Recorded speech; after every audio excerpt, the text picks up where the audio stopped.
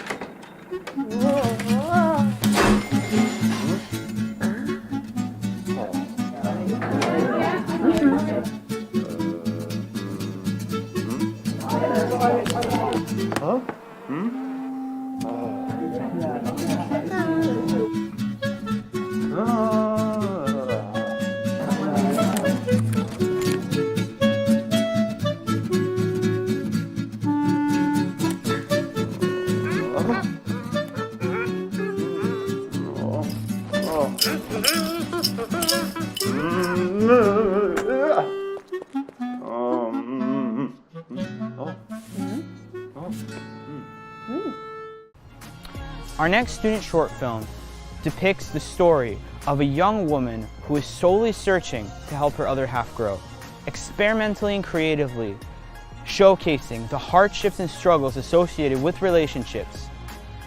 Directed by Oscar O'Reilly from the UK, ladies and gentlemen, One Fish, Two Fish.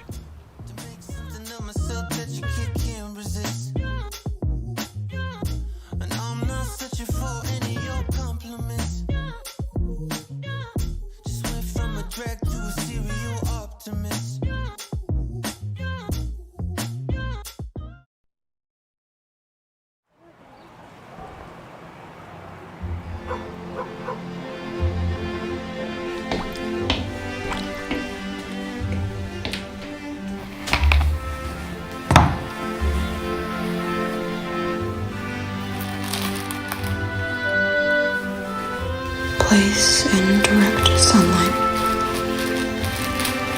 Push seeds gently into soil. Pour 500 milliliters of water onto seeds.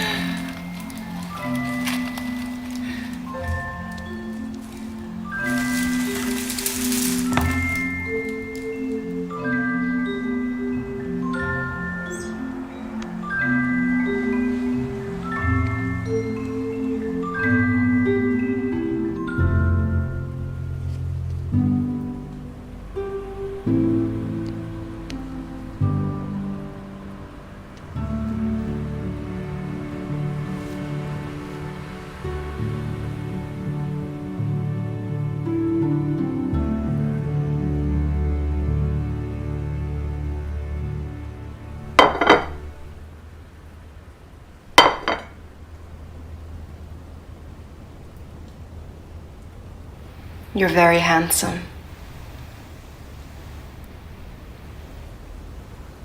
Do you have a name?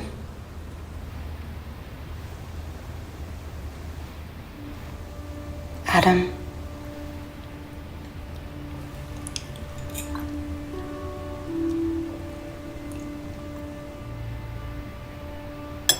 Is everything okay? Can you hear me? Do you need some water?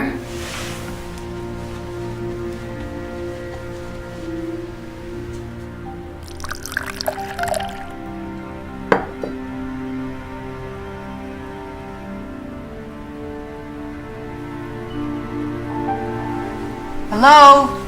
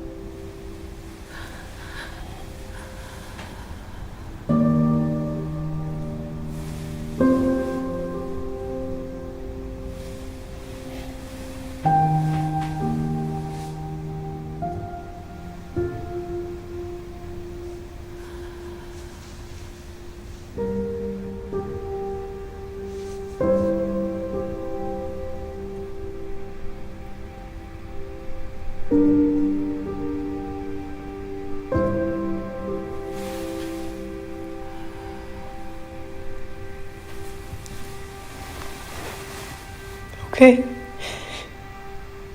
Good night.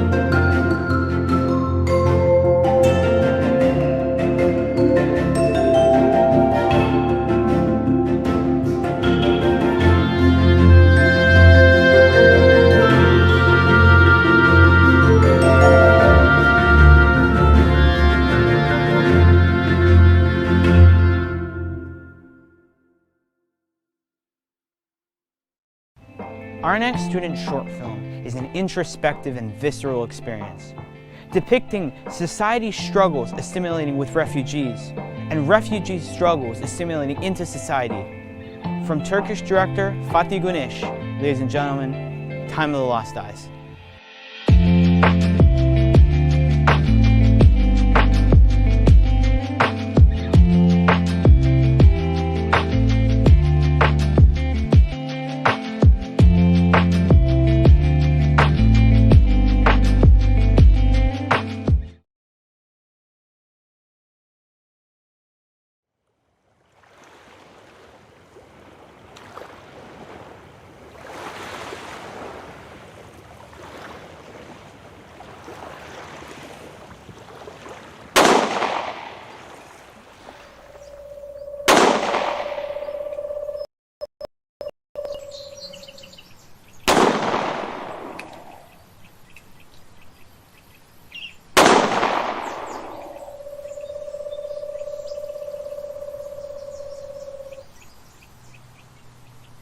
Birkaç deneme daha yapmak ister misin? Gerek yok. Makine iyi.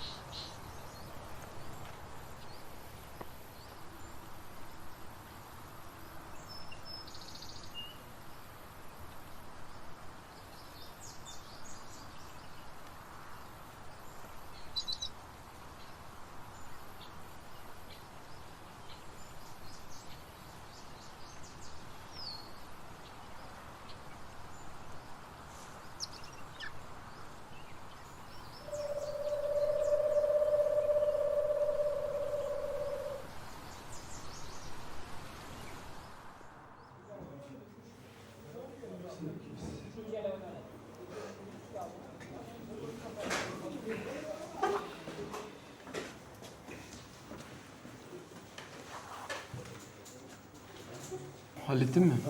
Adamın yanından geliyor.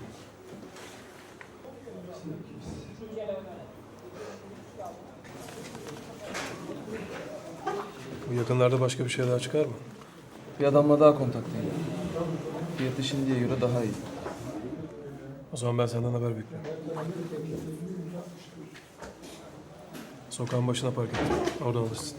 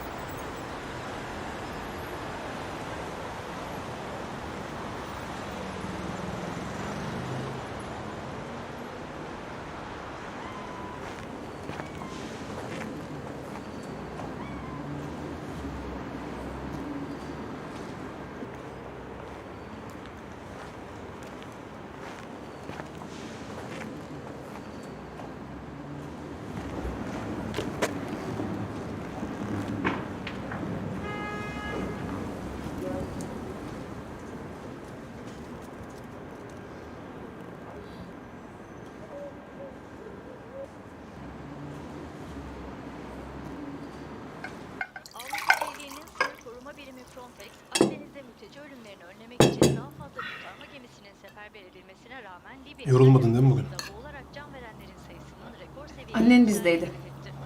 Sağ olsun yardım ediyor bana. paradoks olduğunu ifade eden Frontex direktörü Fabrice Leggeri, insan kaçakçılarının bu tehlikeli botlara her İyi. geçen gün daha çok göçmeni bindirdiğini Çağırırım, arada gelir. Sen kendini yorma. Şu anda çok küçük botların ya da balıkçı teknelerinin taşıdığı göçmen sayısı artmış durumda. 3 gün sonra kontrolüm var. Bu yıl bu tekneler İşin yoksa sen götür beni. göçmen taşırken Tabii tabii. 2015'te Götürürüm ben. teknede yaklaşık 100 göçmen vardı.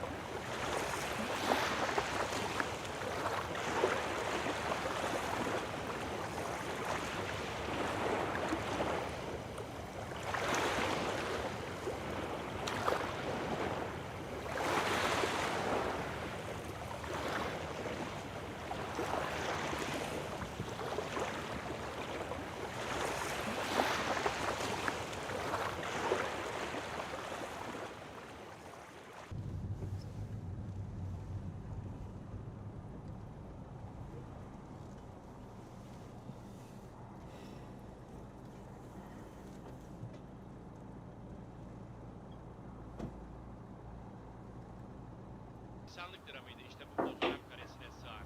Geride söz bırakmadı Aylan bebek. Dünyanın utançlı yüzüne vurdu ölürken. Suriye'den ailesiyle birlikte çıktığı umut yolculuğunda can verdi 2 yaşındaki Aylan. Üstelik tek değil, abi Galip ve annesi de yanındaydı. Onlar da Suriye'nin karanlık sularına aldı.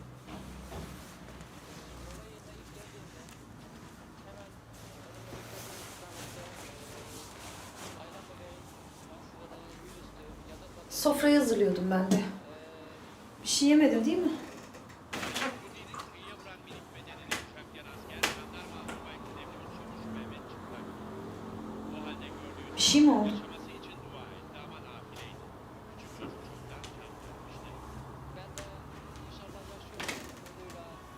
Erdal. Bir şey mi oldu? Yok bir şey. Dolaştım biraz işte. Belki de bu fotoğrafı gören herkes gibi kendi evladıydı. Sen nasılsın? İyiyim ben de.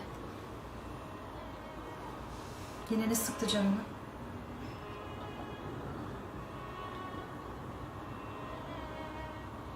O insanlar. O çocuklar. Hepsinin günahına girdik. Bile bile ölüme yolladık. Kurbanlık hayvanlar gibi gönderdik denize. İsteyerek yapmadın canım. Üzme kendini aynı şeylerle.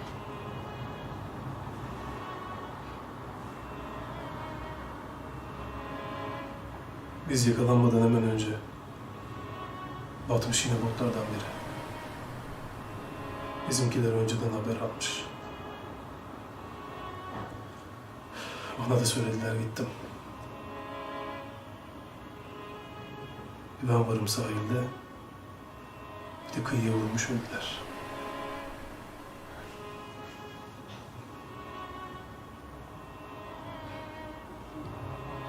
Yürüdüm içlerinden öylece. Baktım bir çocuk yatıyor yerde. Yaklaştım yanına iyice. Şişmiş. Renkten renge girmiş. Gözleri yerinde yok. Çürümüş gitmiş.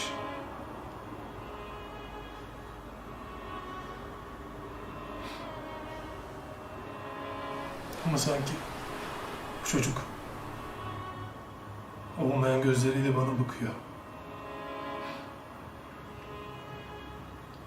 Gözlerimin içine bakıp hesap soruyor. Bütün günahlarımı görüyor gibi.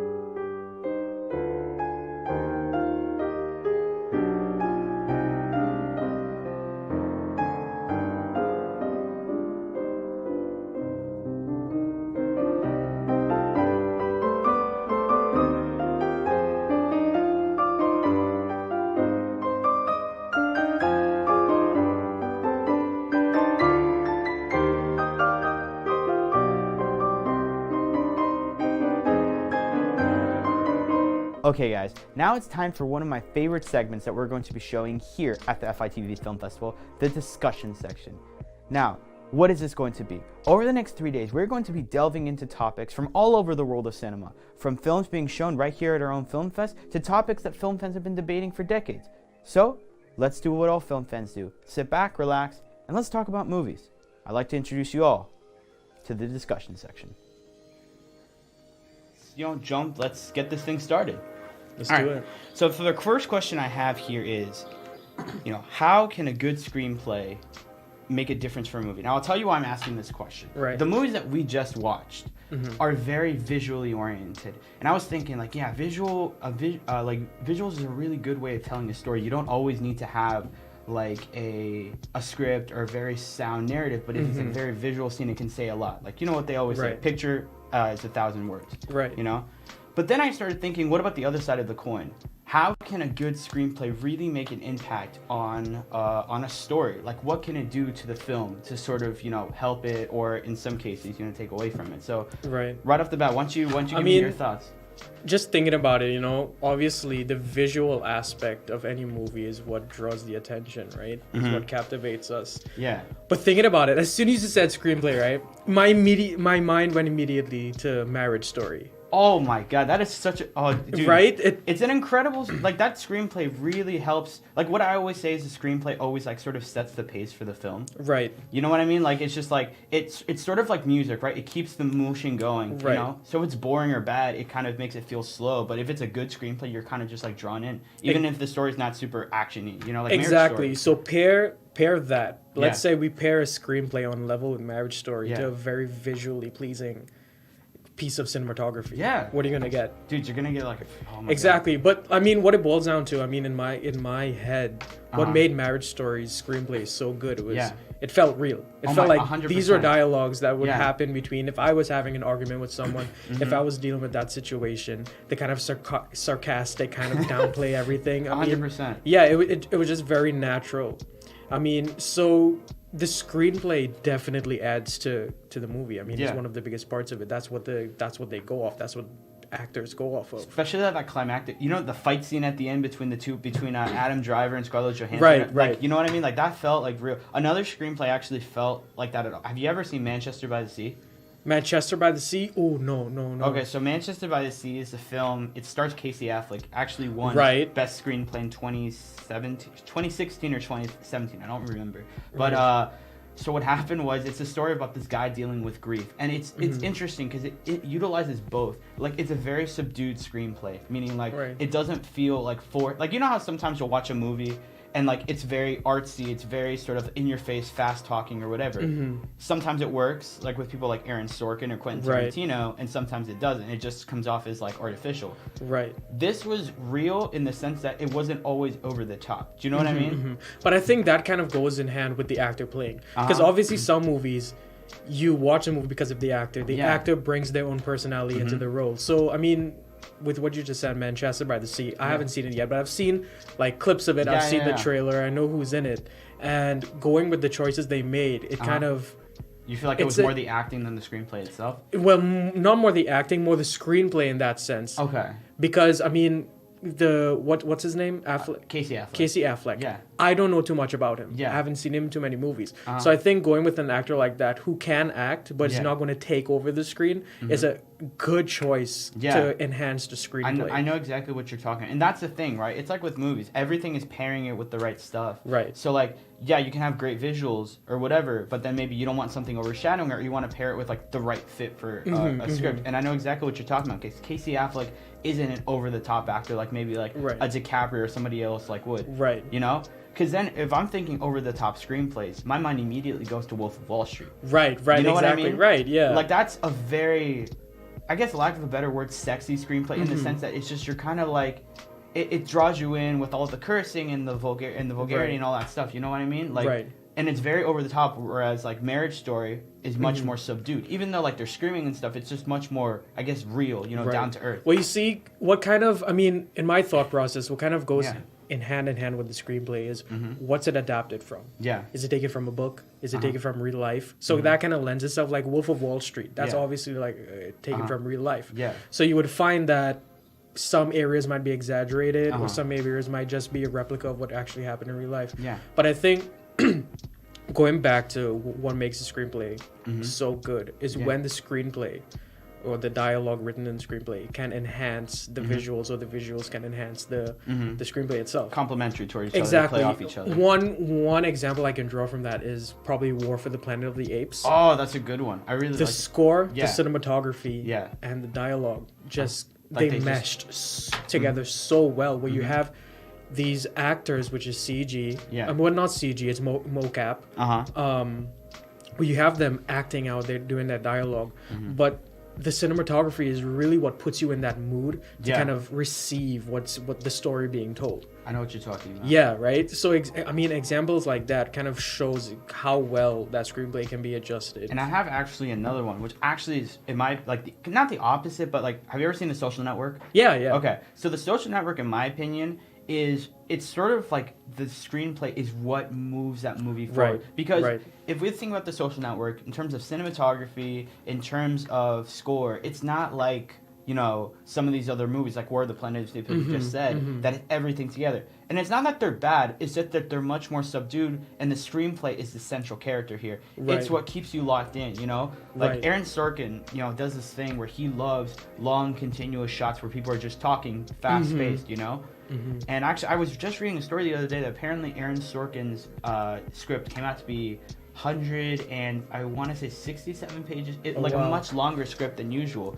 And the studio wanted to cut it down, but David Fincher, the director of Social Network, said, no, I don't want to cut it down, I want to keep it in. So that's why the actors spoke so quickly. And actually, if you look at that opening scene, they start talking before you actually turn on before the camera went on. Like while they're still introducing people, you know? Right. It's really interesting. Yeah, it is. It is. I mean, especially, when we talk about The Social Network, when you look at that, that story itself, the movie itself, it kind of played out in a sequential manner where the story is told very linear, right? Yeah. So, obviously the screenplay in that would be the forefront. Yeah. You know, it'd be, it's just translating a play into video. Exactly. Right. Yeah. Like for me, a screenplay is like the rhythm. It's the Right. thing that can keep the pace of the movie. Correct. You know? So it depends on what sort of story you're trying to tell. And there's other factors, like we said. Acting is a big part, because obviously you can have a really good screenplay and really bad acting.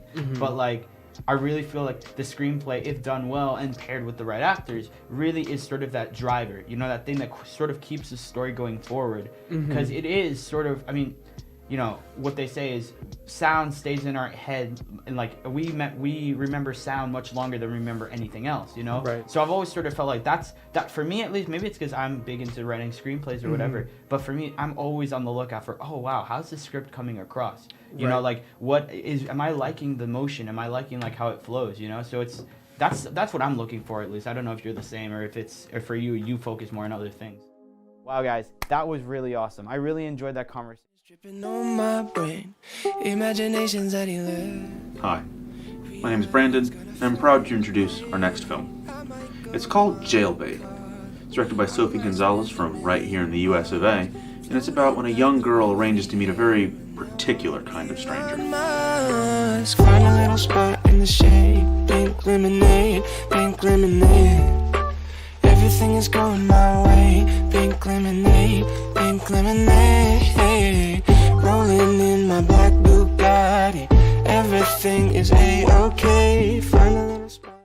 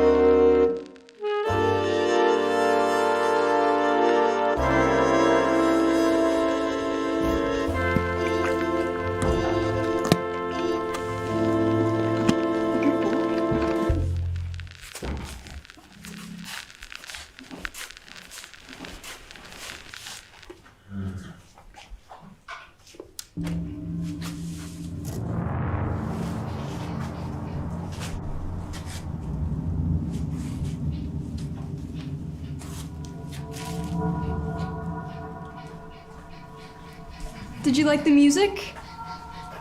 Are you entertained?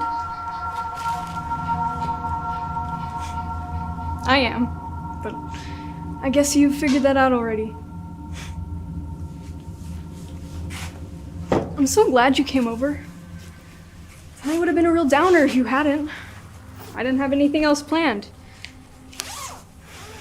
Maybe I could have watched reruns of Dexter. Jeez, you're leaking all over the floor! It's okay though. No apologies needed. Bit of hay and some sawdust into the burn barrel, and no one's the wiser. Although, I have to admit, I really hate the cleanup.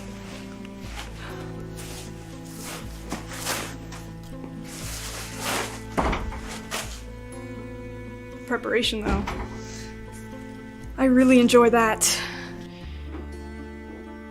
I think it's the anticipation. The time just flies by.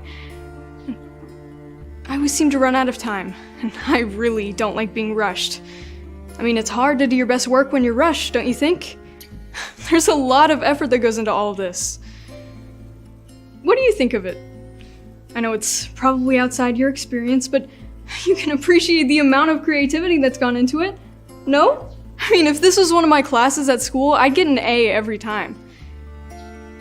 Of course, I know it's a bit difficult to be appreciative in your current state, but I think feedback is valuable.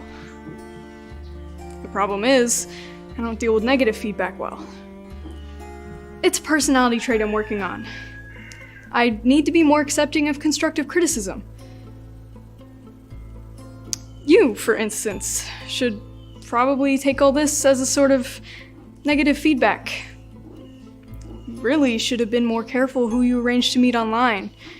As is probably obvious now, such meetings can be full of danger. For me, of course, works out perfectly, because, well, you're not going to tell anyone you're going to a secret meetup with an underage girl, now are you? You know, it probably would have been interesting to discuss this before, you know, you died. But it's a practicality thing. It's that power difference. Size and strength. I had to compensate. I had to work all that out. You wouldn't believe how much planning that took.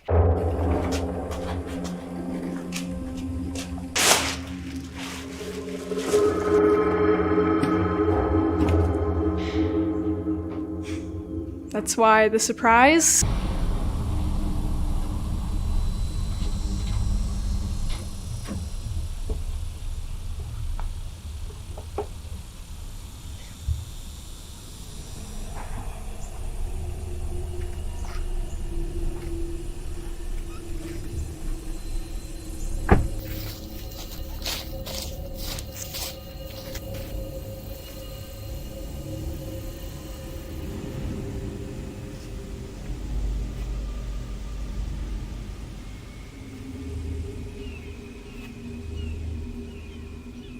Max?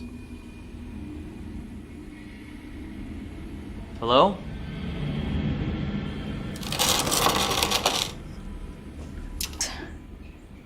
The crossbow booby trap?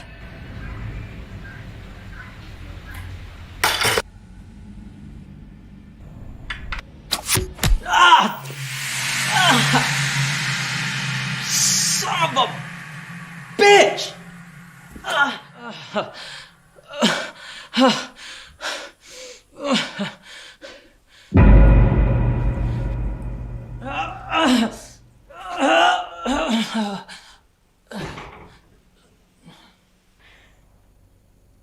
And the tranquilizer.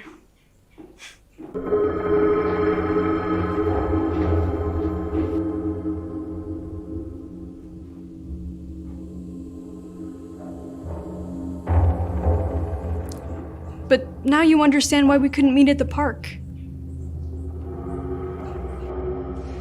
Anyway, time to get the pig in the barrel.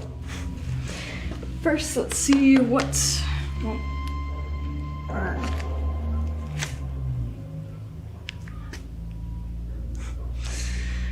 why am I not surprised?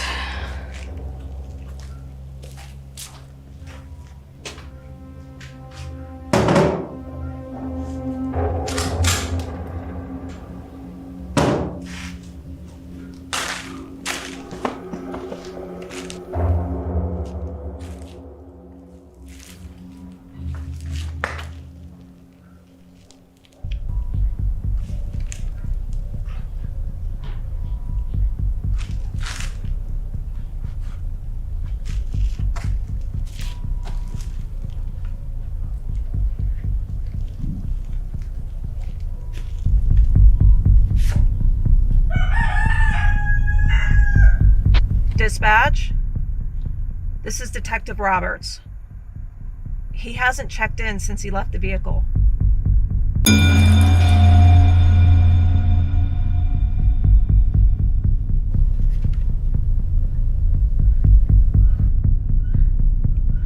Oh crap.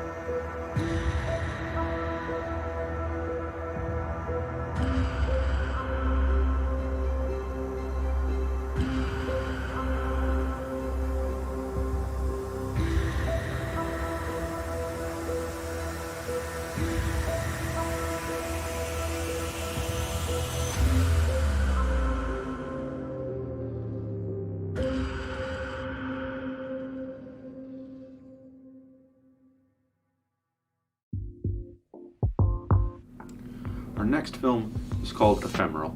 Now, this student film out of Spain is directed by Moises Rodriguez and is about an older gentleman who tries to go about his day with the notes he left himself from the previous day.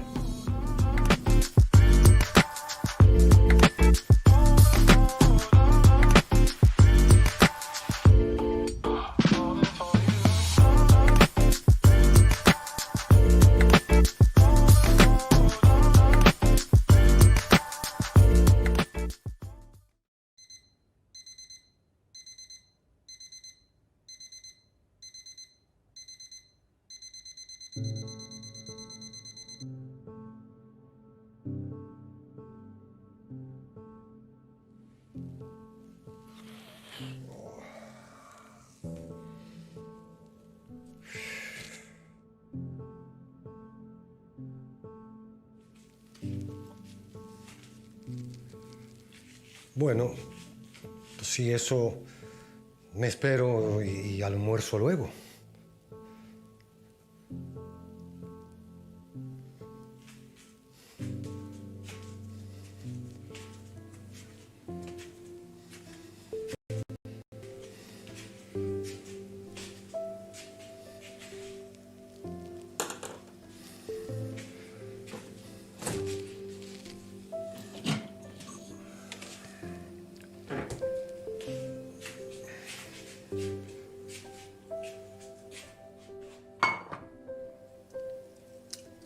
Calentar justo antes de comer.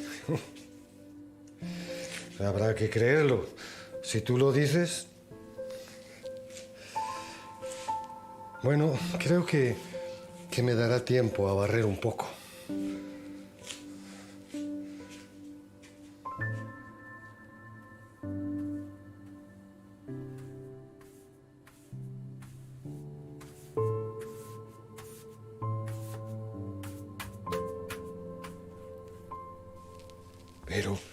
Pero todavía estás aquí. Si ya son las 6. Nada. Te vuelvo a guardar.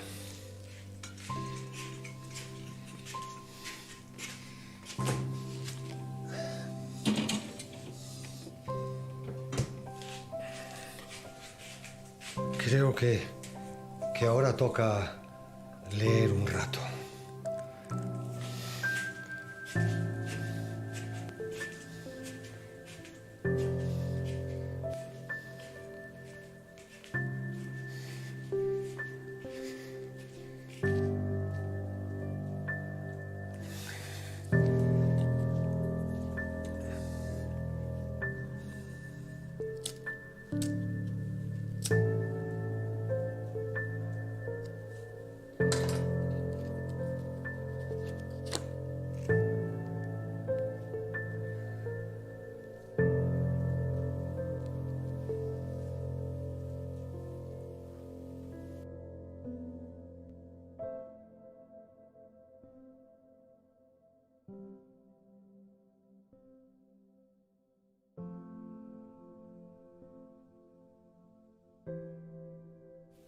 ¿Qué clase de flores te regala él en París? ¿Las mismas que aquí? No me lo creo. Pero puedes decirle de mi parte que si no se adapta a la ciudad del amor, voy a ser yo mismo el que suspenda esa luna de miel. Por cierto, hoy he aprendido algo nuevo para contarte. Es del libro que me has regalado. Tiene frases muy bonitas. Mi favorita ha sido: la moda cambia, pero sus explicaciones siguen siendo las mismas.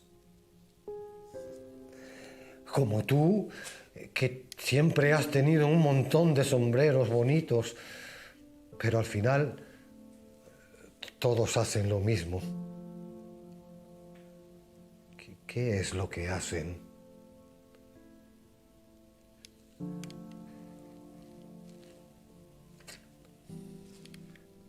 Te quiero.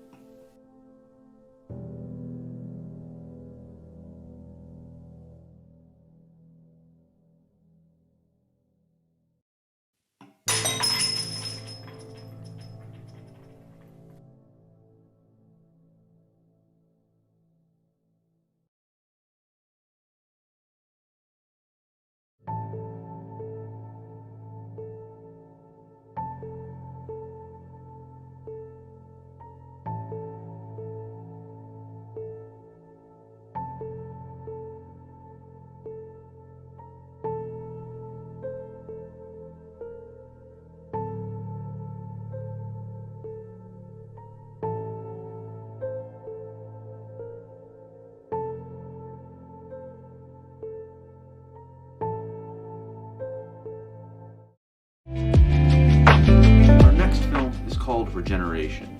Now, this student film from the United Kingdom is from Cameron Carr, and he's created what can be described as a surrealist nightmare from the built environment's mind.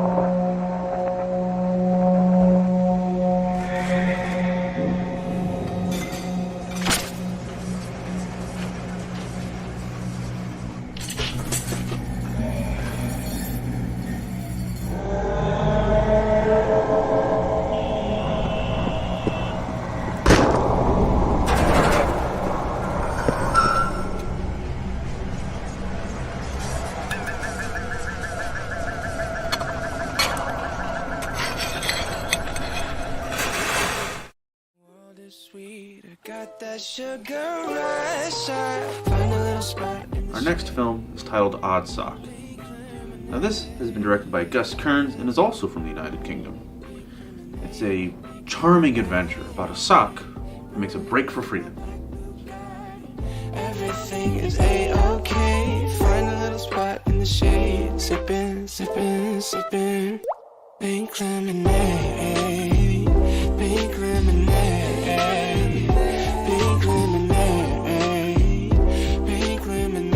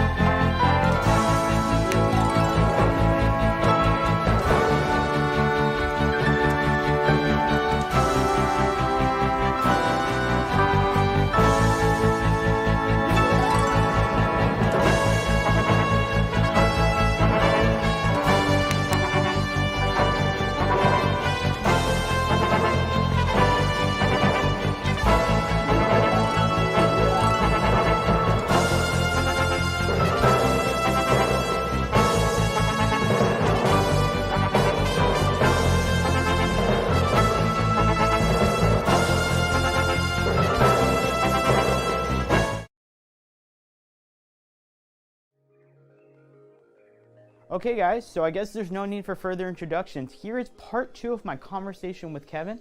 Please, enjoy. Right, I mean, no, like, just talking about, Okay, so I just pulled it up just to make sure I have the name correct. Have you ever seen Transparent on Prime Video? No, I have not. It's a really interesting story, right?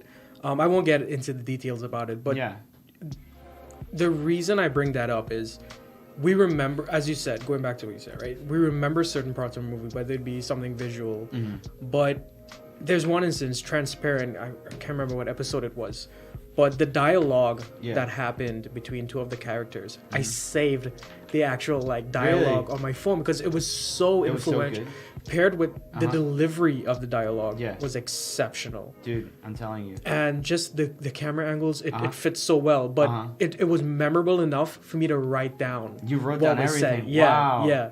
Yeah, I've done that too. There have been movies where I've just sort of been taken away just how the dialogue, like for instance, one of my favorite Tarantino movie, which is to a lot of people's surprise, is Inglourious Bastards. Phenomenal movie. It's my favorite one. And again, that's a situation in which I'm a language nut. You know, I love languages. And the fact that that screenplay was written, actually, it's my understanding that screenplay was written in English and then translated to the other languages, right? Yeah. But the thing is, it's just, even though the dialogue is in so many different languages, it's so memorable to me, you know? Like, I remember how, like, I saw through the language, like, yeah, I had to, for certain parts, I had to turn on the subtitles, but I saw through the language and I just listened to the way it was being delivered, you know? Which is, like, I guess it goes back to, you know, a lot of times we're not even focusing on the words, it's just, like, the meaning and the way that they're said, you know? Right, exactly. I subscribe to that idea a lot, especially when it comes to, I watch a lot of Bollywood movies with my family, especially my grandmom. She's into Bollywood movies.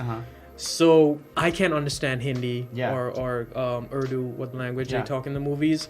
And half the time, I don't even read the subtitles. So, I mean, a lot of the time, it's me going off the emotion of the scene, of the actors. And it tells a big story. So even though I might not read the subtitles or know what they're saying, I can still follow along, strangely enough. Yeah, it's that emotion that they're portraying. The words are just the medium to portray the emotion. Yeah, so I mean, I can't remember who said this, but a lot of the story is told in the eyes. Yeah. Yeah, I mean, know what you're talking about. Yeah, I mean, look at Tom Hardy's Bane and Batman. 100%. Hard to understand him, but hard to understand him. I mean, I saw it in the movies. Yeah, I mean, it was difficult to understand him. But you can tell the emotion behind what he was going through just through his eyes. A good movie, a good thing to go off of that is Tenet, actually. Yes. Tenet. I love Christopher Nolan, but I was having a really hard time understanding what they were saying. But again, the words in that case didn't really matter. Right. It was more just like that it was like we were saying, the emotion or whatever. I kind of followed along even though I didn't 100% understand exactly what they were saying. Right. You see, I mean, I don't think I could fully agree with that, right? Especially since that Tenet was such an action-packed movie in terms of a lot of explanation needed to be done. I think the sound design should have been paid more attention to, but that's Nolan, right? Yeah. Most of his movies, Nolan's you can style. barely hear what's happening, what right? you're saying, yeah. Like you have two actors talking in front of the camera, but the explosion in the background is louder than them talking, right? I know exactly what you're talking about, dude. It's crazy. But in that sense, yeah, it worked. It worked. Of course, Washington is a phenomenal actor. He tells a lot, and even Robert Pattinson. Robert Pattinson. I don't know why I keep forgetting his name. Yeah. New Batman. The new Batman. Yeah, that would be an interesting conversation. Yeah. But yeah, they told a lot through just their emotions and stuff like that, and a lot of that is from the screenplay, what they read and how they have to deliver their dialogue. Well, that's the thing, is a lot of people don't actually realize that a screenplay is not just the dialogue that's being said. It's the pace of the movie. It's a written down version of the movie. Correct. So again, there are certain instances in which dialogue doesn't really matter. It's just about how you're framing the shots and how you're framing scenes to be filmed next to each other so to mesh together, you know? This is a thing I always find myself debating with people, because a lot of times, you know, you write a script, it works great on paper, and then you go to film and it doesn't work, stuff gets cut out, whatever.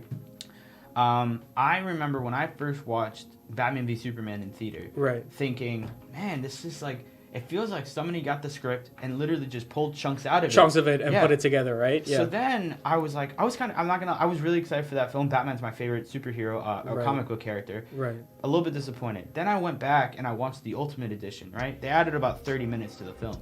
And it worked so much better. It's like, and this is what I mean when I say it's an example of like screenplays is not just the dialogue. Yeah, like the movie worked together as a story, but there was like connective tissue almost missing from this. You know what I'm trying to say? Right. I mean, that's an interesting conversation in itself. Maybe a lot of these movies we deem as wasn't good. Maybe a lot was cut from it. Maybe they did film a lot of it and it just wasn't. I mean, look at Justice League. Oh my, what? I consider that a totally different movie. That's 100%. 100% different movie. Yeah. It just, I mean, but it just goes back. The screenplay is more than just the words that we hear spoken. It's the entire story and how it's structured. You know, you know. So it's just it's exactly what you said. It's a written down version of what you're seeing. Yeah. So it's really, I don't know. For me, it's such an important part.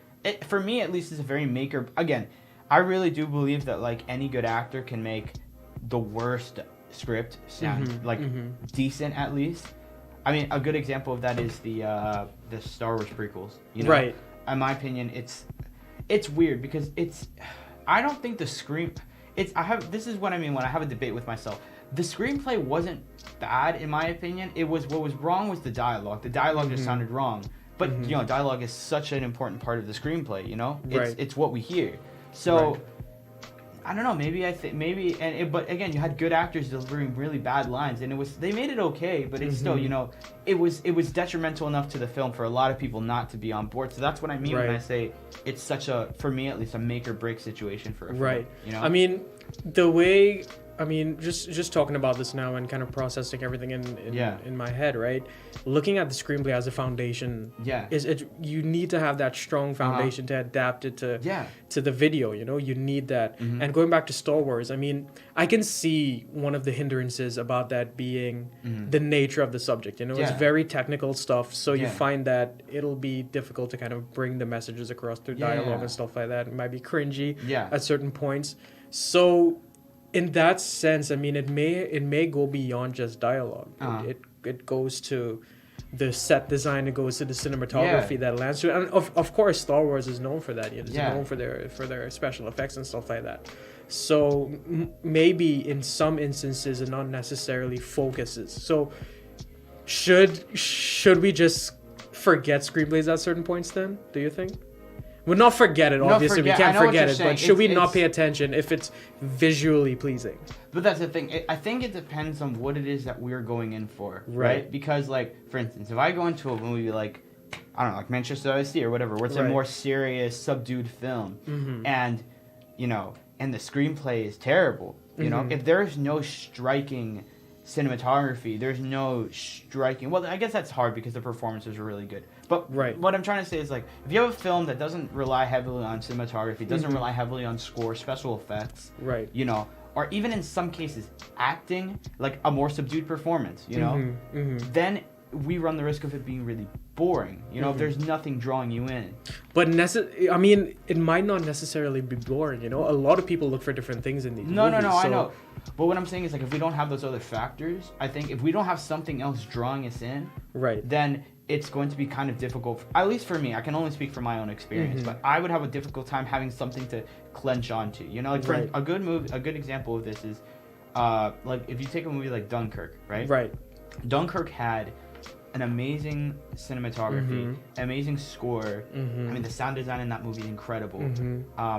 But I found something really interesting. It was, again, relying on the other part of the screenplay, which is not necessarily the dialogue spoken. It's the order in which, how you construct the film, the skeleton of the film. You know? Because I remember walking out of Dunkirk the first time and thinking, I don't remember any of the characters. I don't care about any of the characters. And thinking, like... That's an issue. And I was like, wait, was that a problem? And then I figured, I don't look at them as individuals. I'm looking at the story in a macroscopic sense as a whole. And I remember thinking, like, wow, that was really, really good. I really enjoyed that. And it was weird because I guess that goes to speak. At that point, the screenplay, again, speaking strictly about the dialogue, all that sort of stuff, wasn't what was important. What was important is the sum of the whole. You know, how all of the factors, the cinematography, the story, the acting, all that stuff sort of meshed together and created a story that was really, really, really, like, interesting and compelling. Correct. So, I mean, the target is get your audience to be on board with what's spoken. Get them hooked on that. Get them hooked on the characters, and then bring them into the visual part of it. So that's great. So, Kevin, listen, this first discussion was really fun. I thought you made some really good points. It was, like, nice to just sit back, have a conversation for you. It's nice to have these casual conversations. It's about fun. Stuff it's like fun this, to do. Okay guys, that's it for day one, and I'm so happy you guys were able to join us. I personally had such a blast sitting down with Kevin talking about that stuff. Me being a screenwriter, this was a great question for me. I had a lot to say, as I'm sure you guys saw. And please stick with us the next couple. Hello, my name is Brett Twerry. For our final film for tonight's film festival, we have Austrian filmmaker Nina Staffelinga with her film Unfortunately Ava. In her short film, Ava is a struggling novelist and has a side hustle as a restaurant blogger, and along the way, she finds some unusual characters. We hope you enjoy.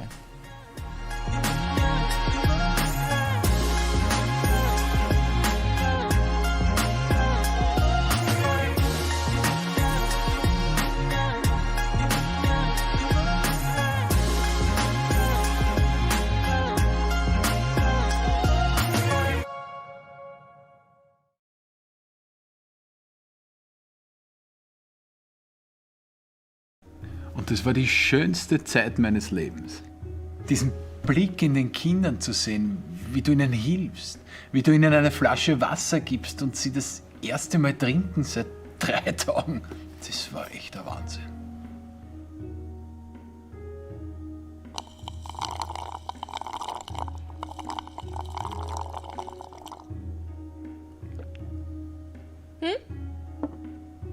Aber was die Kinder am meisten beeindruckt, lustigerweise, war meine Rolex. Das ist echt arg, wie universell schöne Uhren wirken. Wow. Ja, und weißt du, was ich dann gemacht habe? Ich habe meine Uhr dem Dorfältesten geschenkt. Weißt du, man weiß ja nie, wo diese Hilfslieferungen in Wahrheit landen. Was bedeutet es schon, eine teure Uhr zu haben? Ob es eine Rolex oder eine Breitling oder wie auch immer das heißt ist. Ich habe keine meiner Uhren wegen dem Namen. Uhren zeigen Zeit. Das heißt, was ich in Wahrheit schenke, ist Zeit. Ist sicher fake. Siehst du mein Glasl da? Und schau nicht so zwider.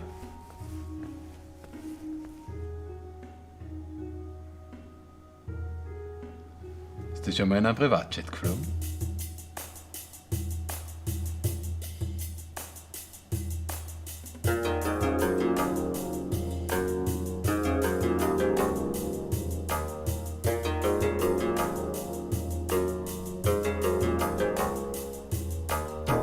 Und dann habe ich zu dem Typen gesagt, schau, du musst 4 Leute pushen und 4 Leute abservieren.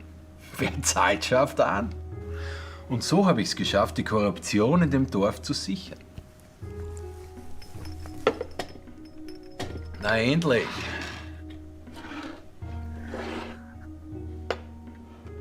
Du trinkst eh nichts, gell? Mach nur. Da sind so Zettel drinnen, gell? Also nicht alles auf einmal reinstopfen, gell?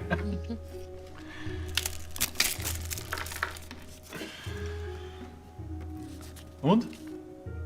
Liebe ist gleich um die Ecke. Und was ist das?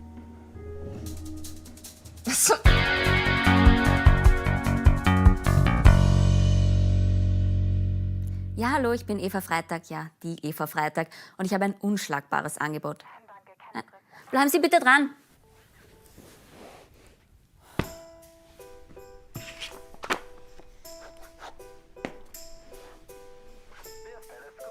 Ja, hallo, ich bin Eva Freitag. Wie zufrieden sind Sie mit der Anzahl Ihrer Restaurantbesucher? Ja, weil ich könnte diese Zahl verdoppeln. Eine Rezension von mir auf Vienna Food Reviews und Sie können sich vor Besuchern nicht mehr retten. Wie eine Zombie-Apokalypse wird das aussehen, nur dass die Dinger hungrig auf 8 Schätze sind und nicht auf Gehirne. Was soll das heißen? Liest das jemand? Was ich schreibe, wird gehört. Normalerweise kommen die Restaurants auf mich zu, aber heute habe ich einen guten Tag. Ich mache Ihnen sogar ein Spezialangebot. Halber Preis? 250 €. Hallo? Eva? Oh, hi. Du bist da? Dachte, du bist auf dem Instagram, Meetup, Foodblogger, Influencer. Also eigentlich heißt das Foodblogging und Online-Marketing Influencer Get Together. Und das ist erst morgen. Mit wem hast du telefoniert? Mit meinem Agenten bezüglich des Romans. Er hat mir Feedback für die neue Version gegeben. Sind schon auf der Suche nach Verlagen. Das geht so schnell alles. Den würde ich gerne mal kennenlernen. Du erzählst schon ziemlich viel von ihm. Ich glaube nicht, dass du so ein Typ bist. Bezüglich der Miete, die hätte eigentlich vor 2 Tagen bei mir ankommen sollen. Und ich wollte dich nur fragen, kann es sein, dass da irgendwas schiefgelaufen ist? Werde ich mir anschauen. Machen wir Office? Klar. Haben wir noch Wein im Kühlschrank?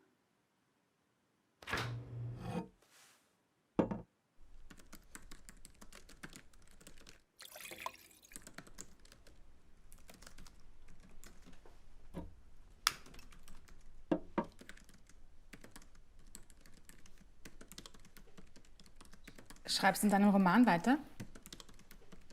Ja. Und? Läuft großartig. Verlage sind begeistert. Wollen mich für den Pulitzerpreis anmelden. Und du? Ich wurde ja gestern zur Mannerfabrik eingeladen. Und ich schreibe jetzt für dich auf meinem Blog ein. Welche Art von Schnitte bist du, Quiz? Sexy.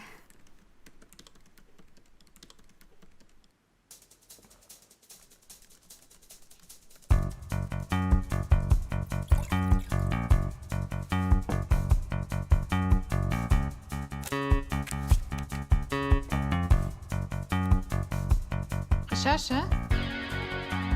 Ja, aber leider nur Mist. Bezüglich Miete. Hast du gewusst, dass das Gehirn, wenn es wach ist, 23 Watt Energie produziert? Wie viel Klicks schon? 10.000? 10.000 Klicks seit gestern.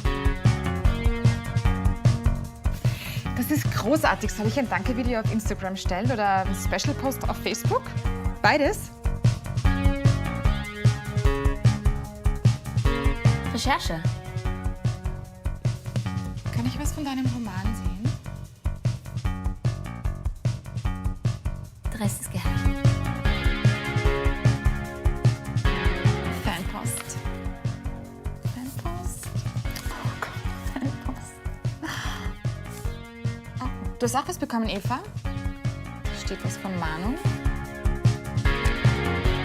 Nein, da steht Manuk. Das ist mein Agent. Er ist Inder.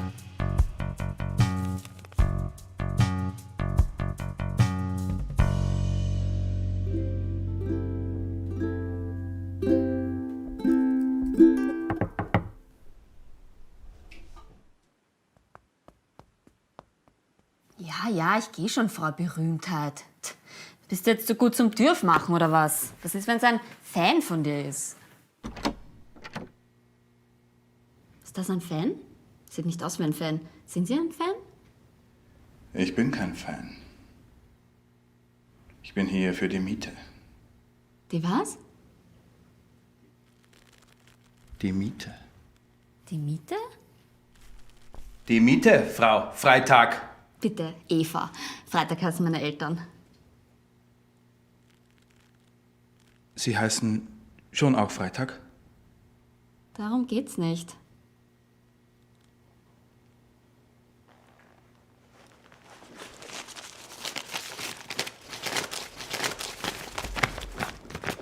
Genug jetzt mit den Spielchen.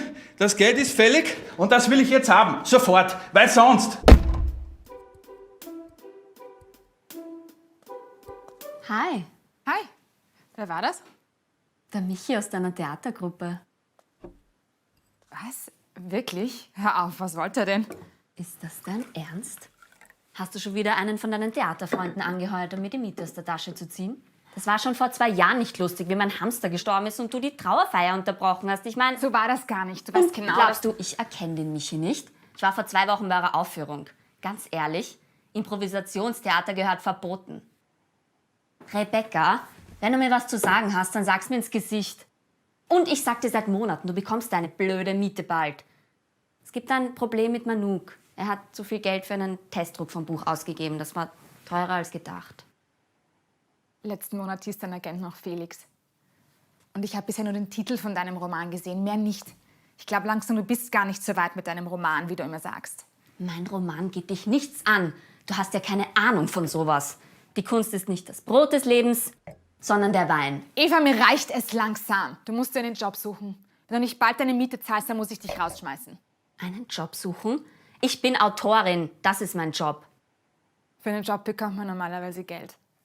Ich weiß, dass du schreiben möchtest, aber so wie es jetzt gerade läuft, so funktioniert das einfach nicht. Du bist nur am Katzenvideos schauen. Du hängst hier nur rum. Du verdienst kein Geld und ich bleib allein auf der Miete sitzen, Eva. Du bist keine Autorin, du bist eine Arbeitslose. Das war's. Das muss ich mir von einer Bloggerin nicht sagen lassen.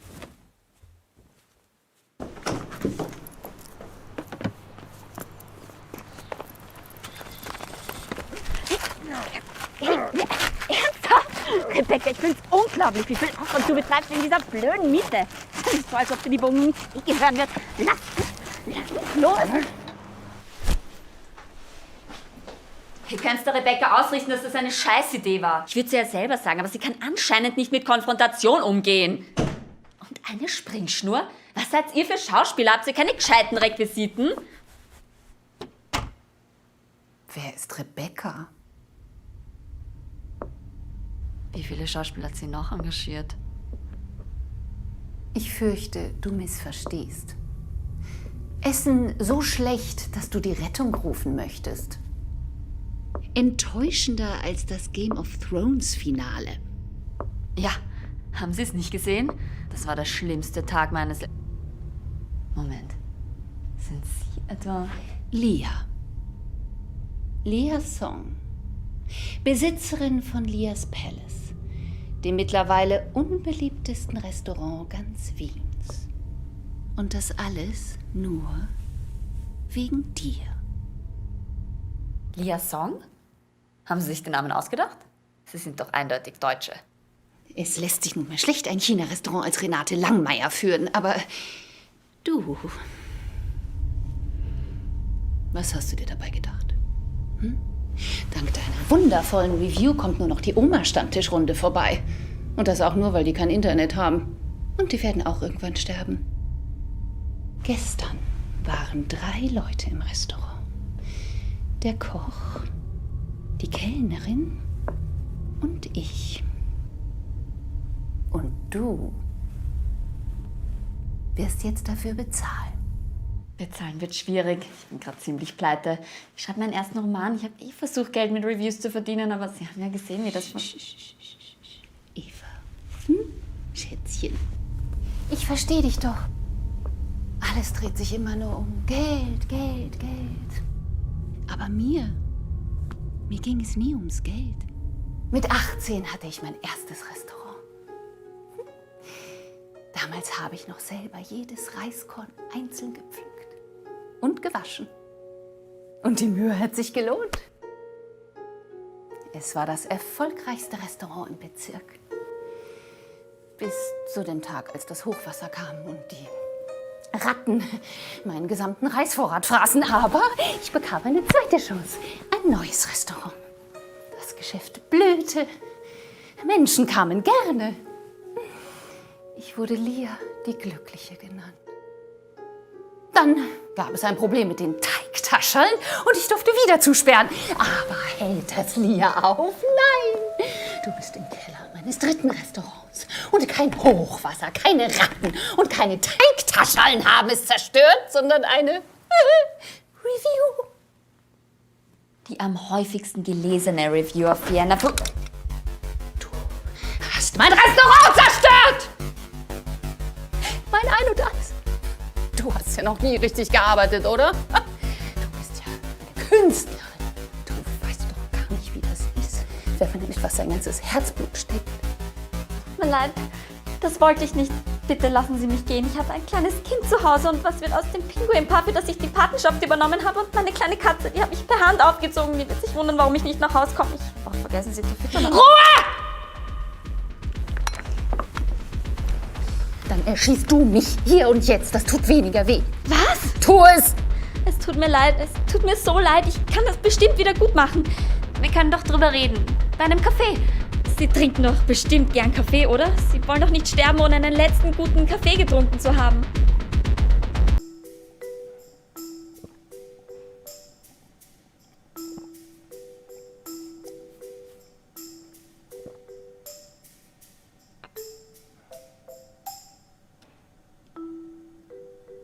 ist wirklich guter Kaffee. Danke. Die Maschine werde ich wohl auch verkaufen müssen.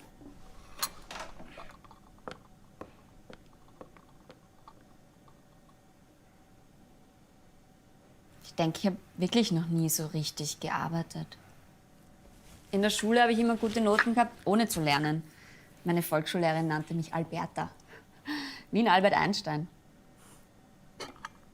Was ich sagen will ist, ich glaube dir, dass du hier viel Herzblut reingesteckt hast. Und es tut mir leid. Ich möchte helfen, es wieder gut zu machen.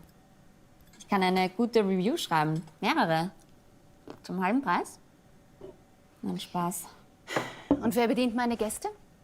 Meine Kellner hast du nämlich auch vergrault. Dann stell mich für eine Weile an.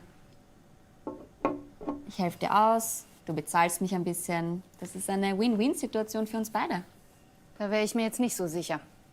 Aber probieren wir es. Besser als eine Kugel im Kopf. Also gut. Nicht der Wind, sondern das Segel bestimmt die Richtung. Voilà, dein neuer bester Freund. Das ist die Küche. Süß. Danke. Nein, ich meine da süß. Schreib mal mit scharfem S, nicht mit Doppel-S. Das sind unsere Glückskekse, die machen wir selber. Wir sind sehr stolz darauf. Das Rezept stammt von der chinesischen Tante meines Urgroßvaters. Oder Onkels. Oder Nachbarn. Auf alle Fälle ist es zu 100% authentisch. So, und jetzt zack, zack, putzen. Es ist gleich 6 und die Gäste kommen. Wir haben 4 ganze Reservierungen, wenn man die Leute einzeln zählt.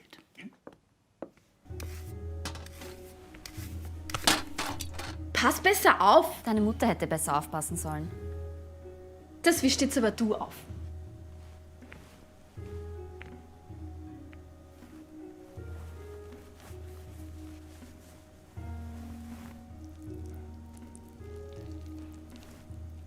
Das trocknet. Eva, das muss zu Tisch 12 und dann abservieren. Vielleicht hätten wir uns doch gegenseitig erschießen sollen. Ich hätte nie gedacht, dass ich mal kellnern würde. Können wir die Gäste nicht einfach nach Hause schicken? Auch der höchste Palast fängt ganz unten an. Und jetzt hopp hopp, das wird kalt. Ja, was bedeutet es schon, eine teure Uhr zu haben? Ob es eine Rolex oder eine Breitling oder wie auch immer das heißt ist. Ich habe keine meiner Uhren wegen dem Namen. Uhren zeigen Zeit. Das heißt, was ich in Wahrheit herschenke, ist Zeit. Ist sicher fake. Siehst du da mein Glasl? Ja, und schau nicht so zuwider. Was für ein... Eva, bring das in die Küche. Und dann noch was. Du musst dich um die Glückskekse kümmern. Also Texte rein, falten. Wow, that was breathtaking. Thank you all so much for joining us tonight for the first day of the FITV Film Festival. We hope you had fun and that you got something remarkable out of it. Tomorrow, Saturday the 3rd, at 4 p.m. we'll be back with a brand new slate of films and discussions for you all to enjoy. So be sure to be there and check it out. Until then, we've been the Florida Tech Video Productions, and I wish you a wonderful night.